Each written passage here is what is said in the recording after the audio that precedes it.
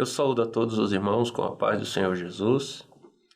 Dizer que para nós é um privilégio, uma alegria, mais uma vez estar aqui para participar desse lindo trabalho que é tão abençoador, não é, para a nossa Escola Bíblica Dominical, poder participar e trazer aos irmãos subsídios que possam auxiliar no preparo das suas aulas, para que, estando diante de suas salas, estejam melhor preparados para ensinar a palavra do Senhor.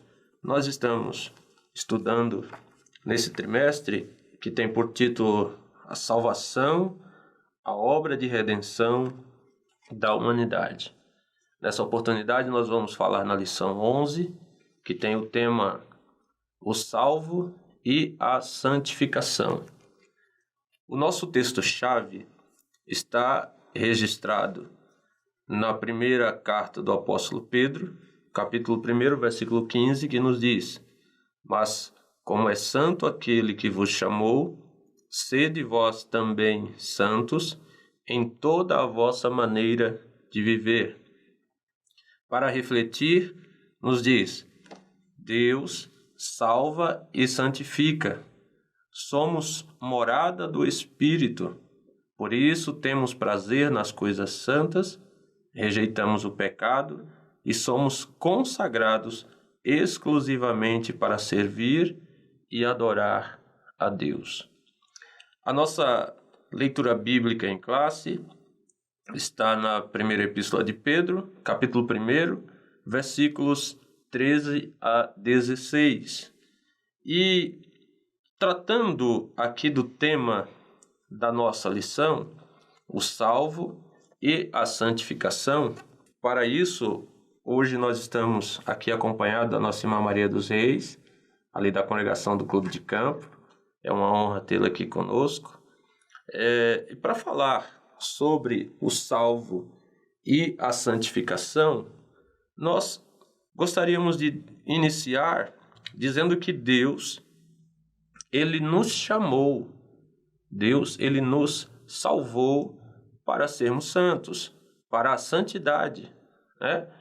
E aqueles que têm um encontro com Deus receberam uma nova vida e devem viver em novidade de vida. Esse texto que o apóstolo Pedro está nos trazendo é um tema, um assunto bem sugestivo, bem propício para os dias que nós estamos vivendo, né? Após ele tratar sobre o louvor a Deus pelas bênçãos da salvação, o apóstolo Pedro volta a sua atenção para as implicações da salvação, trazendo o assunto da santificação, dizendo que Deus é santo e nós, como servos de Deus, filhos de Deus, também nós devemos ser santos, devemos viver em santidade, né? Conforme disse o apóstolo. Então, o que o apóstolo Pedro faz aqui e nós encontramos nessa leitura? Ele faz uma conexão direta entre a salvação e a santificação, quando lemos aqui no versículo de número 13 da nossa leitura bíblica, né? Que essa santificação, ela é um processo que começa na conversão e vai terminar na glorificação, né? Na glorificação. E quando nós lemos aqui, nesse versículo 13, nós encontramos o apóstolo Pedro dizendo: portanto, cingindo os lombos do vosso entendimento. Né? Então, o que ele quer dizer com isso? Significa não permitir que qualquer coisa atrapalhe o nosso entendimento, que nós não nos percamos com pensamentos, com as coisas desta vida, né? Significa pensar em algo e tirar as nossas conclusões apropriadas para a nossa vida, né? Cingir os lombos do nosso entendimento. E quem busca a santificação, que é o tema da nossa lição, Maria dos Reis, não pode dispersar-se com os atrativos que esse mundo apresenta, oferece. Porque o objetivo do inimigo, ele é o contrário, é totalmente oposto, né? É para tirar o crente, o cristão, daquilo que Deus tem para ele. E nós encontramos o apóstolo Pedro dizendo aqui, ainda nesse versículo 13, dizendo, sede sóbrios. Quando ele está dizendo aqui, sede sóbrios, é claro, há muitas condições, situações que nós levamos isso para o lado da pessoa que vive no mundo da embriaguez e tudo.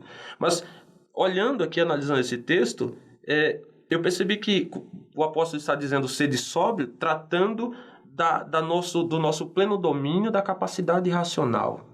Ter a nossa vida sob o controle e Deus controlando ela, né?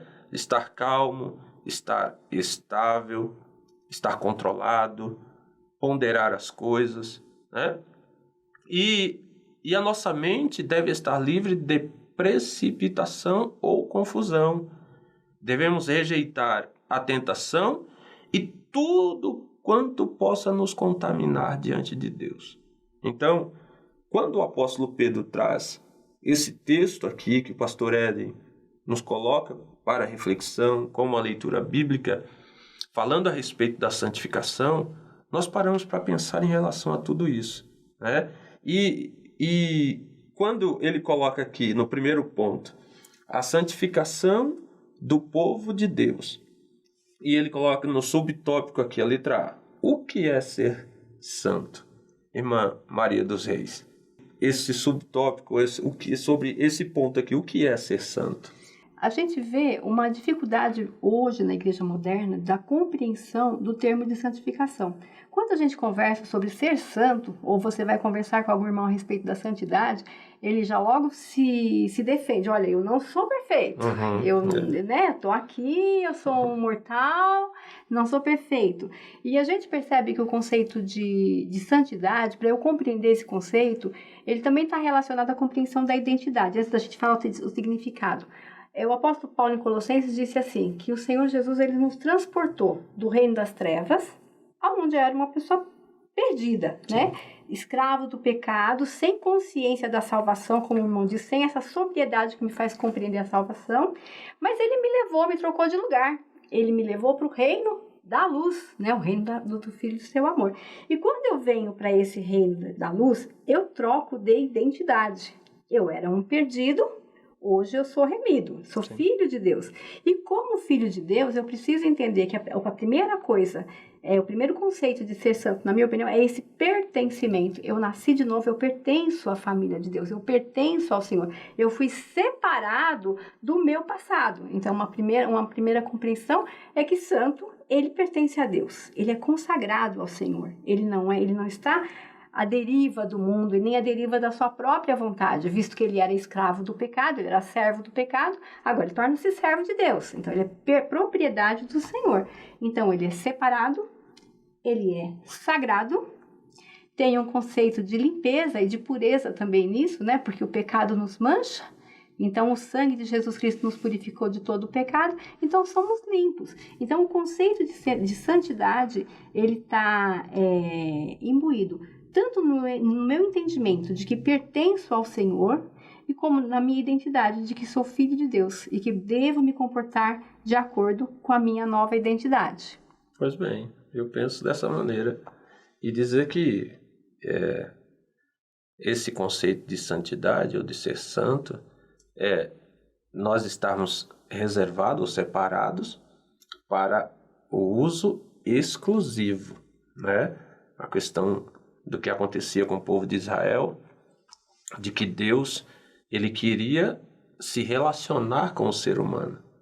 E ele escolheu o povo de Israel para ser o seu povo, mas havia uma orientação para o povo de Israel, que ele fosse o seu reino sacerdotal e a sua nação santa. Dentre essas condições que Deus estabeleceu, e o povo de Israel disse que sim, eles não poderiam se contaminar. Havia uma linha que dividia o povo de Israel dos demais povos da terra. E quando o povo de Israel ele decidiu por si próprio, por si só, abandonar os preceitos divinos e se misturar com as coisas que Deus havia orientado de que não era para eles fazerem, então eles começaram a se afastar de Deus. Essa linha que dividia, e ela era muito clara, né, ela começou a se apagar, de maneira que começou a haver mistura entre os povos. E isso, o Senhor, ele não se agrada, né? Ele não se agrada. Então, esse conceito de salvação, ele está muito ligado àquela coisa de você ser reservado, ser separado para uso exclusivo de Deus, né? Ser separado para uso exclusivo de Deus.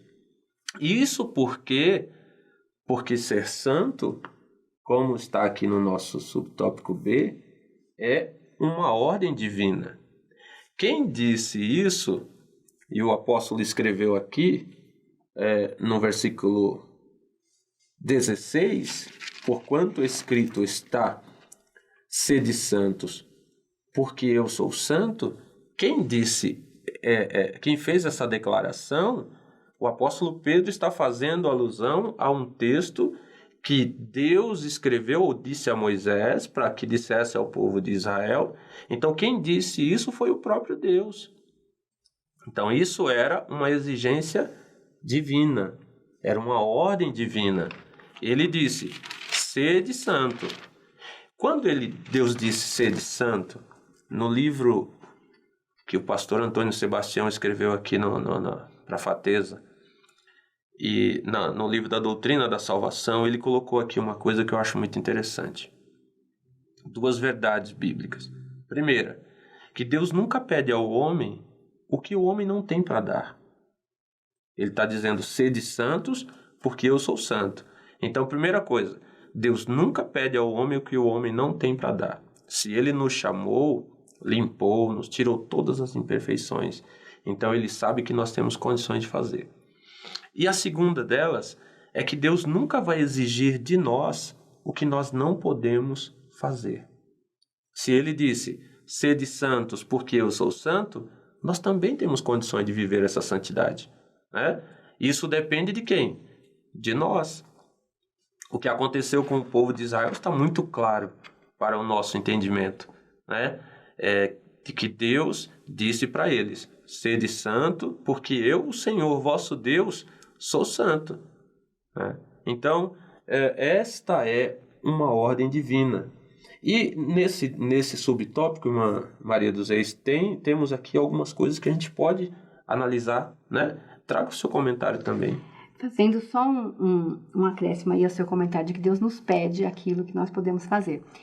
E uma coisa que muitas vezes nós consideramos a graça, como nós temos o auxílio do Espírito Santo, como nós podemos fazer, porque o Espírito de Deus produz em nós. Mas a santidade requerida por Deus, ele lá no Velho Testamento já desejava conduzir o homem a isso. Ele também estava disposto a fazer com que o homem fosse santo e dar ao homem condições. Se o senhor observar aqui em Êxodo 31:13, diz assim, olha... vou ler o 12. Falou mais o Senhor a Moisés, dizendo, tu, pois, fala aos filhos de Israel, dizendo, certamente, eu vou falar a respeito do sábado, mas eu quero frisar mais a santificação.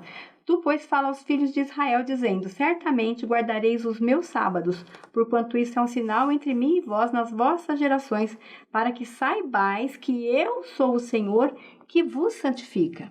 Então, você perceba que mesmo no processo de santificação do povo de Deus, Deus não deixa o povo sozinho. Ele não ordena apenas que o povo seja santo. Ele orienta que Moisés diga ao povo que ele santifica o povo. Um pouquinho antes, ele tinha dito que ele resolveu escolher aquele povo, porque todos os povos eram dele, mas ele escolheu aquele povo. Havia uma aliança, havia um pacto feito com Abraão e havia um propósito naquele povo. Aquele povo foi escolhido para um fim específico. Era ali, naquela descendência, que nasceria o Messias. Então, aquele povo tinha que manter-se puro em vários aspectos, né? Seja no aspecto cerimonial, como a lei determina, a todos os rituais de sacrifício, a purificação do sacerdócio, seja nos casamentos, que as pessoas deveriam preservar Aí eu volto na questão da identidade. Sim. As pessoas não poderiam se casar com pessoas de outras nações, por quê? Porque havia uma identidade. Eles eram um povo de Deus. E eles não deveriam misturar-se com outros povos para que essa identidade não se perdesse. E quando o povo de Deus falha em preservar a identidade, é onde abre-se brecha para que eles, misturando-se com os outros, deixem de ser quem são e deixem de produzir aquilo que Deus deseja que produzam. E aquilo que necessitamos produzir também. Visto que a vontade de Deus é boa, né? Então, tanto nas relações cerimoniais, como nas relações sociais, nas relações de justiça, nas relações nacionais, nas relações morais, em tudo isso o povo de Israel deveria ter um padrão diferenciado, o padrão da santidade proposto por Deus e, como disse o irmão, possível ao homem e possibilitado por Deus, como a gente leu aqui. Detalhe que no livro do Êxodo está escrito, capítulo 19, versículos 7 e 8, que Moisés chama os anciãos do povo, expõe diante do povo o que Deus queria deles, né? Isso. E todo o povo responde a uma só voz, dizendo: tudo o que o Senhor tem falado, nós vamos fazer, né? E Moisés vai e relata para Deus, fala: Deus, Senhor, o povo deu um ok. Eles vão se submeter às ordenanças do Senhor, tudo quanto o Senhor quiser que eles façam, eles vão fazer, né? Porque eles sabiam quem era o Deus o qual eles serviam. Os milagres que Deus fazia na vida desse povo, irmã Maria dos Reis, não era brincadeira, né? E quando nós nos deparamos com uma situação dessa aqui, de que a santidade de Deus era uma ordenança, ninguém mais, ninguém menos do que o Senhor para falar isso ao povo, né? E nós vemos na palavra de Deus que esta santidade ordenada ao seu povo, ela havia sido declarada diversas vezes na palavra de Deus. Por exemplo, pelo próprio Deus, ele acabou declarando, fazendo menção, como no texto de Levítico 19:2, santos sereis, porque eu, o Senhor vosso Deus, sou santo. Nós encontramos, e o pastor Éden colocou aqui, os anjos declarando a santidade de Deus, né? Os serafins estavam acima dele e clamavam uns para os outros, dizendo: Santo, Santo, Santo é o Senhor dos Exércitos. E nos Salmos 22 e 3, Salmo número 22, versículo 3, o salmista disse: Porém, tu és santo, o que habita entre os louvores de Israel. Então, nós encontramos fatos comprobatórios na palavra de Deus de que Deus é santo e que o desejo dele é que o seu povo também seja santo, né? E ele deixou aqui, a irmã Maria falou sobre a guarda do sábado, a lei que ele deixou para o povo de Israel proibia, né, casamento dos filhos de Israel com as filhas das outras nações, para que não houvesse justamente essa mistura. O desejo de Deus era de que Israel fosse seu povo exclusivo, para que as demais nações elas pudessem ouvir de que havia um Deus que cuidava de um povo, né, que era o povo de Israel. E aqui certamente os irmãos vão desenvolver muito bem esse assunto dessa ordenança divina. Mas vamos aqui para o segundo ponto da nossa lição, que é a santificação no processo da salvação.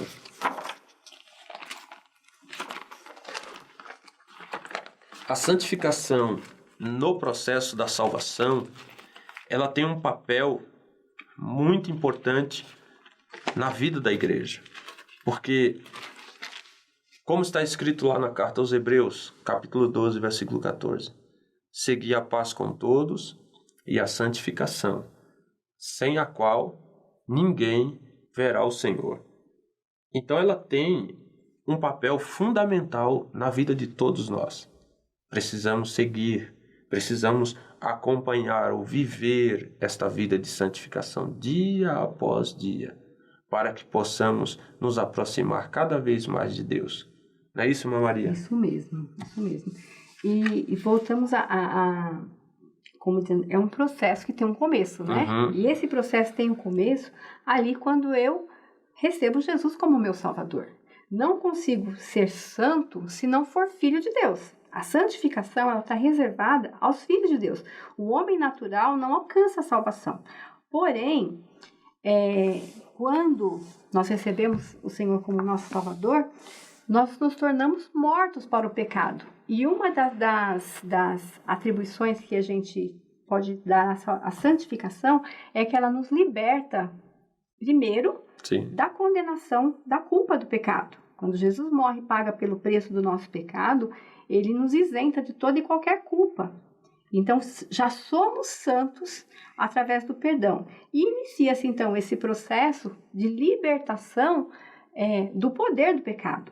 Porque nós éramos escravos do pecado, mas nos tornamos livres. Agora não somos mais servos do pecado. Então, nós temos o poder de dizer não ao pecado. Nós podemos vencer o pecado. E é o Espírito Santo quem vai nos revelando, através do conhecimento da graça, esse potencial. Né? Ele desenvolve em nós esse conhecimento, como a gente conversou no começo, e a gente consegue dizer não ao pecado. Né? Romanos 6,2 diz assim, ó: de modo nenhum, nós que estamos mortos para o pecado, como viveremos ainda nele? Então, se eu sou um filho de Deus, recebi o Senhor Jesus como meu Salvador pela fé no sacrifício vicário da cruz, eu estou morto para o pecado. Como eu posso permitir que o pecado me domine? Se Deus me dá condições através da ação do Espírito Santo para que eu compreenda essa condição agora de salvo e de santo. É lógico que existem algumas coisas que são instantâneas, tem pessoas que são viciadas em álcool, em drogas ou em tantas outras coisas, e ao receber a salvação eles são plenamente libertos daquele vício. É instantâneo. E ali já é a santificação, já é a purificação dos pecados. E existem outros pecados, porque nós vimos para o Evangelho cheio de vícios e de hábitos, né? E esses hábitos, eles se tornam automáticos na nossa vida. Existem coisas que nós fazemos no passado que a nossa carne está condicionada a ela. E agora, quando Paulo fala que nós temos que mortificar a nossa carne, é porque nós temos que recondicionar a nossa carne a atender aos apelos espirituais e não mais aos apelos carnais. O trabalho do Espírito Santo nas nossas vidas nos leva a essa consciência desse poder de vencer o pecado e dizer não para o pecado. E a presença de Deus, ela faz muita diferença na vida do homem, né? O profeta Isaías, ele disse, ai de mim, né? Quando ele se encontrou, ele se deparou com a presença de Deus. Ele disse, ai de mim, que sou um homem de lábios impuros e habito no meio de um povo de impuros lábios. E nós vemos, só para exemplificar essa condição, diz a Bíblia que Deus lidava com todas as nações da terra. Sim. Todas as nações. De repente, as nações começaram a praticar coisas e atos que desagradavam ao Criador, e chegou um tempo que Deus disse, não, basta, vamos acabar com isso, né? Então, tem lá a passagem do Noé, que constrói a arca, e com a sua família é salvo, e a Bíblia diz que Deus disseminou tudo de sobre a terra, salvou Noé e sua família. Então, Deus lidava com todos os demais povos, todas as nações, e acabou que não deu certo. Por quê? O desejo de Deus era de que a sua obra da criação, ao homem, a quem ele, a coroa da criação, que ele vivesse uma vida de integridade para ele, uma vida de santificação. Mas o povo não quis. Então Deus chamou a nação de Israel, formou a nação de Israel, fez tudo pela nação de Israel, deu a Israel a condição necessária para eles serem o povo santo de Deus. Por falta de santificação, nós vemos que as nações, elas deixaram de se relacionar com Deus. Por falta de santificação, nós vemos que Israel deixou de se relacionar com Deus, né? Não quis o Criador. E nós, hoje, nesse processo da salvação, né, nós não podemos cair no mesmo erro da nação de Israel, das demais nações com quem Deus lidava, porque nós precisamos, estando nós no lugar de Israel, onde Deus colocou a igreja como o seu povo na terra, não podemos cair no mesmo erro da nação de Israel, entendendo que esse processo da salvação é uma ordenança divina junto com a santificação andando lado a lado. E nós vamos caminhando dia após dia, sabendo em quem nós temos crido e de que Ele é poderoso, né? Poderoso para nos manter dentro do propósito da sua vontade, né? A igreja, como o reino do Senhor aqui na terra, será sempre santa. Então, nesse processo aqui da santificação, a igreja, e quando falamos da igreja, nós não falamos das quatro paredes, nós sabemos que dentro da igreja, das reuniões, dos templos, tem a igreja que vai subir e tem aqueles que vão ficar. Infelizmente. Né? Mas a noiva do Cordeiro, como Paulo disse aos Efésios, no capítulo 5 e o versículo 27, é uma igreja gloriosa, sem mácula, nem ruga, nem coisa semelhante, mas é uma igreja santa e irrepreensível. Então, essa igreja que está neste processo, ela não vai cair, ela não vai, porque ela é a noiva do Cordeiro, né? E nesse processo da salvação, irmã Maria, o Espírito Santo, ele nos ajuda, ele nos auxilia, ele nos dá condições para nós podermos caminhar da maneira como o Senhor requer que a sua igreja, ela caminhe em direção à Canaã celestial, né? E aqui temos também o nosso terceiro tópico, o aperfeiçoamento em santidade. A santidade imediata e a santificação imediata e a santificação progressiva. O que a senhora pode comentar, irmã Maria? A gente comentou que a santificação imediata acontece no momento da conversão. Certo. Torno-me santo por tornar-me filho de Deus. Nesse momento de conversão, eu recebo o Espírito de Deus que vem morar em mim. Eu recebo, esse Espírito me sela, me marca como filho de Deus também, me insere na igreja, quer dizer, ele me torna um participante do reino de Deus. E o próprio Espírito Santo me esclarece com relação ao meu papel nesse projeto que Deus tem. Aqui em 1 Coríntios 2,12, diz assim, ó: mas nós não recebemos o Espírito do mundo, mas o Espírito que provém de Deus, para que pudéssemos conhecer o que nos é dado gratuitamente por Deus. Então, mediante o conhecimento da graça de Deus, ora, um Deus que me ama a ponto de me resgatar da condenação do pecado, um Deus que manda o seu próprio Espírito habitar em mim, ainda pecador, porque apesar de eu ter sido liberta da culpa do pecado, a carne na qual o meu espírito e minha alma habita ainda tem tendências pecaminosas. Sim. Ainda ela tende para o pecado. Mas mesmo sendo eu ainda um pecador, o Espírito vem morar em mim. E esse Espírito começa a me fazer compreender a graça de Deus. E aí gera no meu coração o amor e a gratidão a esse Deus. Eu sou grato a Deus. E eu começo, então, a perceber que é muito mais importante agradar a Deus do que ceder às tentações e agradar ao Senhor, que eu agradava antes de conhecer a Deus. Então, esse processo de santificação agora, que vai me livrando do poder do pecado, vai me dando em Deus a autoridade de dizer não e de não me submeter ao pecado, de não aceitar o domínio do pecado. E aí eu vou crescendo na graça, crescendo no conhecimento. E a Bíblia diz que de glória em glória eu vou avançando. Então é um processo que acontece em ritmos diferentes, eu estou num momento da santificação e o irmão está em outro. Mas ele tem que ser crescente, Sim. Ele não pode parar. Hoje, o irmão tem que ser mais santo do que ontem e amanhã mais do que hoje. E à medida das nossas limitações ou das nossas dificuldades, o Espírito Santo vai cooperando conosco nesse trabalho e a gente vai caminhando até a esperança que temos de sermos glorificados, né? Com certeza, com certeza. Ó, o apóstolo Paulo, escrevendo aqui aos Coríntios, ele diz: ora, amados, pois que temos tais promessas, a promessa da vida eterna.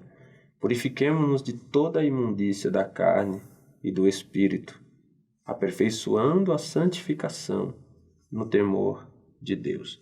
Então, no ato da conversão, nós nos tornamos, como disse o apóstolo João, né, na primeira epístola, capítulo 3, versículo 2, ele diz: amados, agora somos filhos de Deus. Então, acontece ali a santificação instantânea. Se partirmos para a eternidade naquele momento, nós somos salvos.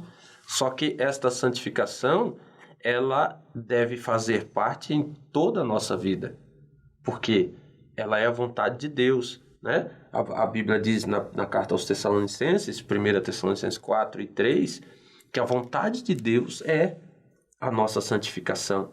Então, o tempo em que nós estamos aqui na terra, nós devemos ir melhorando, nos santificando. Se aquele que é santo, seja santo ainda. Aquele que é puro, seja mais puro cada dia mais. Né? E com isso tudo nós vamos nos purificando de toda a imundícia da carne, nos purificando de todas as coisas que nos afastam de Deus. Né? Até o pastor Eden colocou aqui, a perfeição, ela não é atingível nesta vida. Né? Como disse o apóstolo Paulo, até que alcancemos a medida, a estatura de varão perfeito. Né? Vai chegar um dia em que nós vamos alcançar esse ponto de perfeição. Mas enquanto isso, nós vamos progressivamente nos santificando. Não é isso? Isso mesmo. Eu queria fazer uma leitura de Colossenses 1, 21 a 23.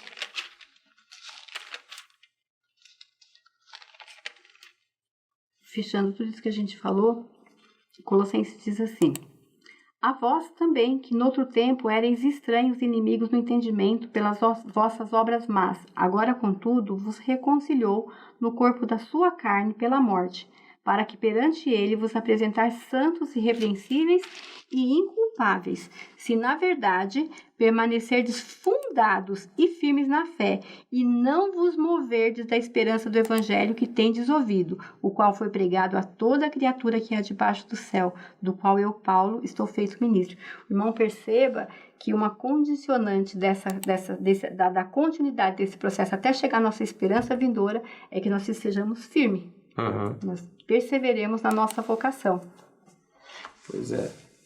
Agora, no segundo subtópico aqui, ele fala da santificação, dizendo que a santificação é integral, né?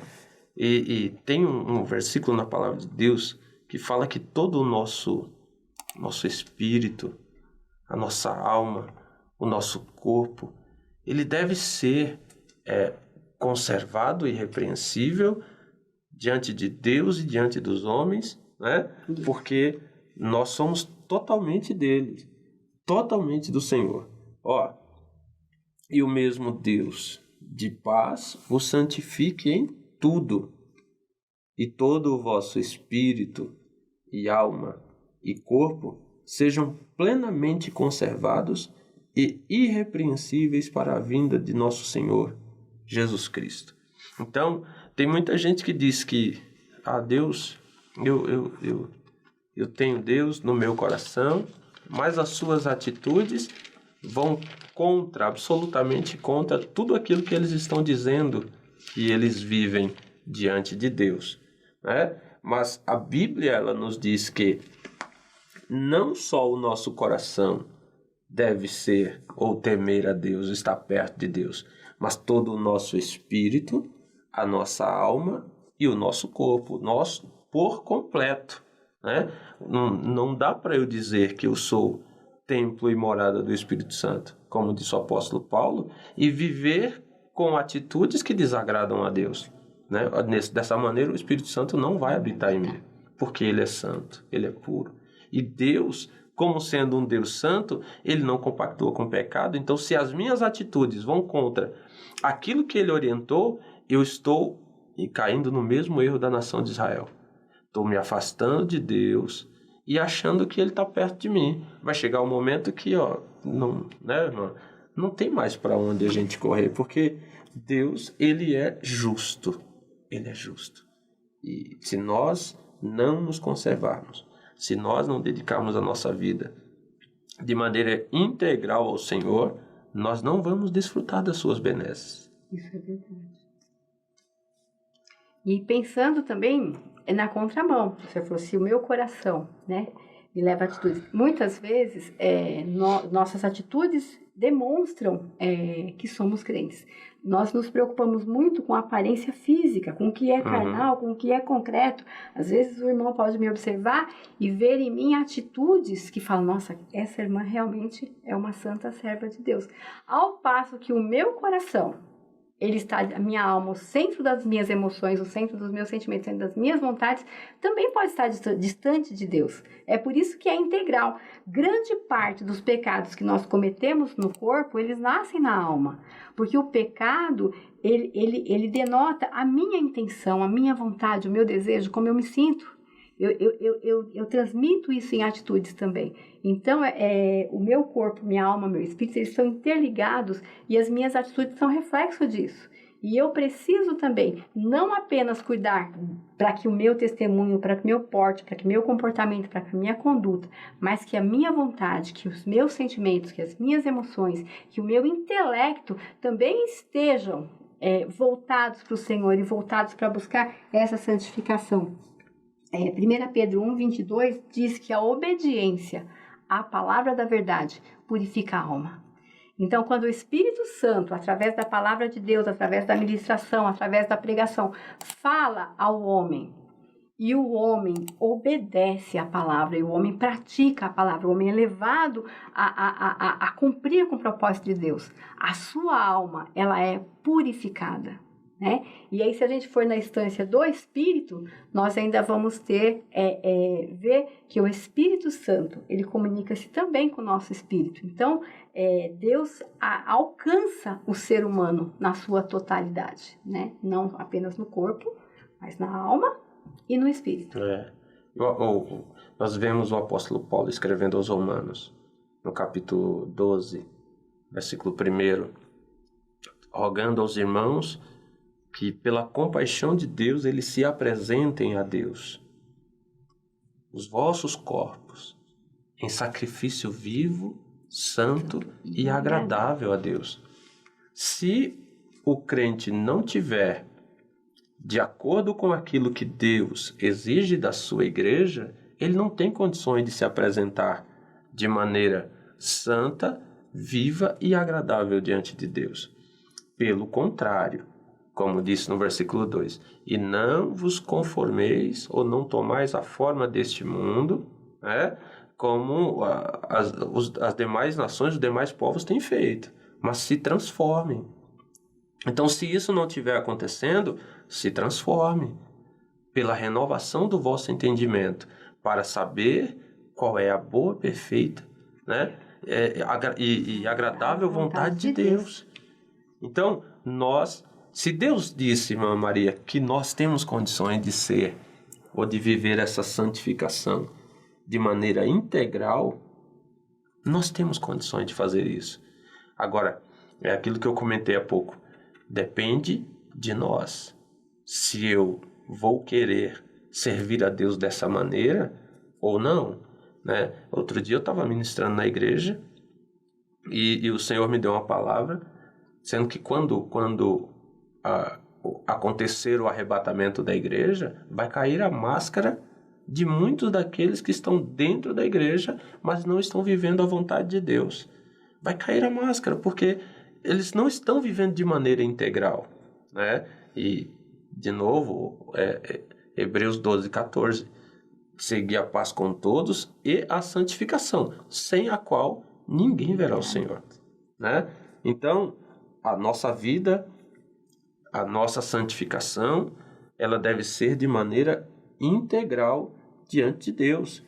E Paulo, ele disse aqui, porque fostes comprados por bom preço. Glorificai, pois, a Deus no vosso corpo e no vosso espírito, os quais pertencem a Deus, né? Então, nós temos condições de viver esta santificação, né, que está atrelada à nossa salvação. Sem ela, nós não vamos ver o Senhor. E esta cooperação, irmã Maria, entre Deus e o homem na santificação. Eu penso, irmão Márcio, né? Bom, Márcio, que a santificação, ela deveria ser uma consequência natural da salvação. Ora, Paulo diz em Romanos 5,5 que o amor de Deus está derramado nos nossos corações. Diz que a Bíblia afirma categoricamente que o Espírito de Deus está em mim. Afirma também que o Senhor Jesus prometeu estar comigo todos os dias até a consumação do século. Eu tenho um Deus que me ama, que me resgata e que não me deixa. A retribuição natural seria eu amar esse Deus, eu depender desse Deus e eu resolver não deixar esse Deus. Então, o meu desejo como filha desse Deus seria viver para Ele, agradá-lo, fazer a vontade dEle. Então, a santificação devia ser um gesto espontâneo de amor. Assim como nós temos os nossos gestos nas nossas relações humanas de declarações de amor, né? Às vezes eu deixo de fazer coisas que eu gosto de fazer para que quem está do meu lado, que não gosta daquilo, não sofra. Então, a mesma renúncia que o amor físico, que o amor natural, que o amor humano pede, o amor entre eu e o meu Pai Celeste também me pede algumas mudanças e algumas renúncias. E elas não seriam pesadas e elas não seriam difíceis se eu tivesse ocupada nessa relação com Deus. A gente vê hoje, muitas pessoas estão entendendo a salvação como frequência à igreja. Né? Às vezes você encontra um irmão que está afastado e você vai falar com ele alguma coisa de Jesus, ele fala, eu vou na igreja. Não, mas eu não estou falando da igreja, eu queria falar de Jesus. Não, mas eu vou na igreja, pode deixar que eu vou Não, irmão, mas eu não estou te convidando para ir na igreja, eu queria saber como é que está o irmão com Jesus. Porque Jesus, eu não estou dizendo para o irmão não deva ir à igreja, mas ir à igreja é uma consequência também de ter Jesus, né?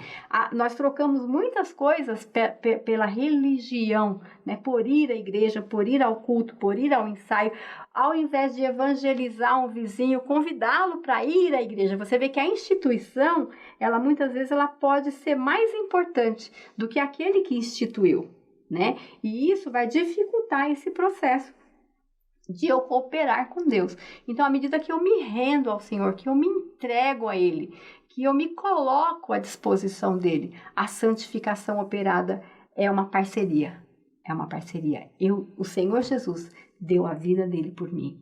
Eu entrego a minha vida para Ele. Nós cooperamos juntos para que a vontade do Senhor seja feita na terra e para que outras pessoas sejam alcançadas para o reino de Deus e que desfrutem dessa mesma relação de amor, porque ao contrário do amor humano, o amor de Deus não frustra, o amor de Deus não decepciona, porque Ele realmente não abandona. E uma coisa maravilhosa é eu saber que mesmo quando eu falho, mesmo quando eu fracasso, porque o pecado, ele às vezes acontece na nossa vida, deveria ser como um acidente. Sim. Eu dei uma trombada no pecado e fico triste. E Deus não me ama menos por isso. Ele continua me amando do mesmo tanto. E Ele me ergue, me levanta e me impulsiona para eu seguir em direção ao alvo, até que eu consiga caminhar sem cair. Então, é uma parceria onde a força maior, onde o poder maior, onde o investimento maior, ele vem da parte de Deus. Eu só respondo a esse amor, eu só correspondo ao que eu já recebi. Então, há essa comunicação, essa cooperação, né? E ainda que, como a irmã falou, que o homem não consiga, porque nós somos falhos, limitados, pecadores, né? E o pastor Éden colocou aqui o texto de Hebreus 13, versículos 20 e 21, diz que o Deus de paz, Ele vos aperfeiçoe em toda boa obra. Então, nós temos a satisfação de termos o nosso Deus ao nosso lado, cooperando conosco, nos dando condições de nós vivermos a sua vontade. Porque qual que é a nossa responsabilidade dentro desse processo? É nos render a vontade de Deus e nos empenhar em cumpri-la. Então, se eu me rendo à vontade de Deus, eu entendo que o desejo de Deus para a minha vida é que eu seja santo, é que eu viva em santificação, de que todo o meu ser seja e esteja de acordo com a vontade de Deus. Qual que é o meu papel? É me render à vontade de Deus. E segunda coisa, é me esforçar para viver, colocar em prática tudo isso que eu tenho aprendido que é a vontade de Deus para a minha vida, né?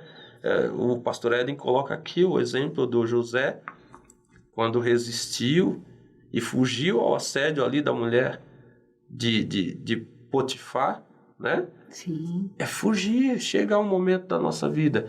Como a irmã falou, que o pecado deveria ser para nós um escorregão, mas tem muita gente que vive de maneira tão envolvida com as relações humanas, que já não conseguem discernir, diferenciar o que é viver uma vida cristã, sem pecado, se esforçando para não pecar, mas já fazem relação com outras coisas como isso aqui não tem nada a ver. Mas, em muitos casos, estão deixando de lado aquilo que Deus quer para a sua vida, para viver uma vida paralela. E já não existe a linha de separação entre o santo e o profano. Parece que se mistura. E quando isso acontece, há um perigo muito grande, né? Mas o desejo de Deus é de cooperar conosco, né? Cooperar com cada um de nós, nos dando da sua graça. Deus sabe, irmã Maria, que nós não temos condições por nós mesmos de vencer, mas Ele nos dá graça, né? Nós vivemos uma vida que, procurando viver segundo a vontade de Deus, nós temos o auxílio do Espírito Santo. E Ele vai nos conduzindo nesse caminho tão glorioso que Ele tem para nós, né? Mais alguma coisa a acrescentar nesse ponto? O apóstolo Paulo diz em Filipenses 2,13, porque Deus é o que opera em vós, tanto o querer como o efetuar segundo a sua boa vontade. Talvez seja um bom momento esse da aula, de nós refletirmos com os nossos alunos a questão do novo nascimento. Porque como pode uma pessoa nascer de novo e não, ao menos, desejar a vontade de Deus? Porque quando eu nasci de novo, muitas vezes eu não tenho tanta força, eu não tenho tanto poder, mas eu tenho vontade de vencer o pecado. Eu não gosto de pecar, porque isso é uma característica do novo nascido. Ele não tem prazer na prática do pecado. Agora, se eu vivo uma vida onde eu tenho prazer na prática do pecado e eu justifico o meu prazer com argumentos humanos, será que nasci de novo? Será que não é uma hora de eu refletir, de eu voltar atrás e me perguntar se realmente recebi Jesus como meu Salvador? Porque muitas pessoas, o Senhor citou que quando Jesus voltar, muitos religiosos ficarão. E muitos deles não perdem culto, não perdem escola dominical, mas não são salvos. E o não salvo, como a gente conversou no começo, ele não consegue ser santo. Talvez seja um bom momento para a gente refletir isso com os nossos alunos. Porque a salvação é alguma coisa que eu tenho que me apropriar. E eu tenho que ter convicção, porque quem fez a obra salvadora foi Cristo. Eu sou salvo pelo poder e pela eficácia do sangue de Cristo, não é mérito meu. Então não importa se eu mereça ou se eu não mereça, se eu peco mais ou menos que o irmão, se eu caio mais ou menos que o irmão. É Cristo quem me salvou, é Cristo quem me justifica. E dessa verdade eu tenho convicção. Então eu não tenho desejo de me afastar da presença de Deus. Eu não tenho desejo de trocar Deus pelo pecado. Se isso acontece, vale a gente se pensar, porque Deus opera em nós pelo menos o querer, e querendo em nós, Ele também opera o fazer, o efetuar. Com certeza, com certeza. Esse assunto é um assunto maravilhoso. Se a gente fosse aqui estender, nós ficaríamos aqui horas conversando sobre a santificação, não é verdade? Verdade. Mas já partindo aqui para a parte final, o nosso tópico D aqui, o subtópico D, diz que a santidade diferencia os remidos neste mundo. Neste mundo. Então, irmã Maria dos Reis, faça o seu comentário e já, não sei se a senhora vai agradecer pela oportunidade, já faça suas considerações. E as despedidas. Tá bom? Tá bom. Eu entendo assim, Spurgeon, ele disse que a santidade é a parte visível da salvação, né? Então, a santidade, ela muda o meu pensamento, ela muda o meu comportamento, ela muda a minha forma de falar, minha forma de agir, minha forma de ser. Então, quando eu me torno santo, as pessoas, eu me torno conhecido por seguir a Cristo. As pessoas que me conheciam veem em minha mudança e veem o meu esforço por seguir a Cristo. Está lá em 1 João 2,6, se os irmãos quiserem ler mais tarde. Eu sou conhecido pelas transformações que Deus fez na minha vida e sou conhecido pelos atos de amor de Deus que Ele exerce através de mim também. Então, a partir do momento que eu nasci de novo, que eu entro no processo de santificação, a presença de Deus na minha vida faz a diferença. Colossenses 2,10 diz que nós devemos andar de modo digno da nossa salvação. Então, esse andar digno faz com que o mundo veja que Cristo habita em mim. Sim, né? sim. Eu agradeço pela oportunidade de estar aqui, agradeço pelo momento prazeroso de falar a respeito da palavra de Deus. Eu espero que tenha sido de algum auxílio, de alguma ajuda, e que o Senhor abençoe os irmãos no preparo da aula e que Deus esteja presente, direcionando cada um. Amém, amém. Para finalizar, quando nós falamos aqui sobre a santidade diferencia os remidos neste mundo, né, uma coisa me veio à mente. Por que eu devo ser santo? Por que eu devo ser santo? Primeiro, eu devo ser santo porque eu sou filho de Deus. E Deus disse, santo sereis porque eu sou santo, né? E sendo nós filho, nós queremos fazer a vontade do nosso Pai. Eu até citei que a vontade de Deus é a nossa santificação. Por que nós precisamos ou devemos ser santos? Porque nós queremos ser, e uma vez que nós somos filhos, e sendo filhos obedientes, nós queremos ser templo e morada de Deus, ter Ele dentro de nós, né? E Jesus disse no Evangelho de João, capítulo 14, e o versículo 23, se alguém me ama, guardará a minha palavra, e meu Pai o amará, e viremos para ele e faremos nele morada. Então eu devo ser santo porque eu quero ser morada do Senhor na minha vida, né? E também eu poderia dizer aqui que nós devemos ser santos porque nós queremos morar no céu, né? O salmista no Salmos 15, versículo 1, ele disse, Senhor, quem habitará no teu tabernáculo? Quem morará no teu santo monte?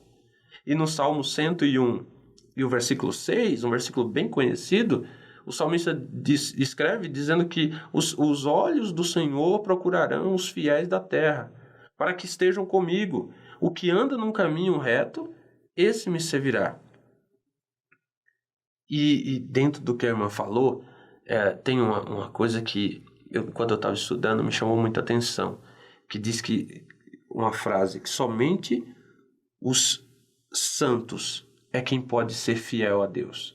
Se eu não tiver engajado nesse processo da santificação, eu não vou conseguir ser fiel a Deus. Eu preciso estar santificado, porque lá no céu só vai entrar quem é santo. Lá no céu só vai entrar quem tiver em condições de adentrar os portões celestiais. E a santificação, ela faz parte desse processo, não é? Então, que Deus nos abençoe. Para mim foi um prazer, irmã Maria dos Reis, estar com a senhora aqui, né? Partilhando deste assunto tão maravilhoso que, repito, se a gente fosse continuar conversando aqui, a gente ia ficar horas e horas, né? Porque o assunto é muito bom.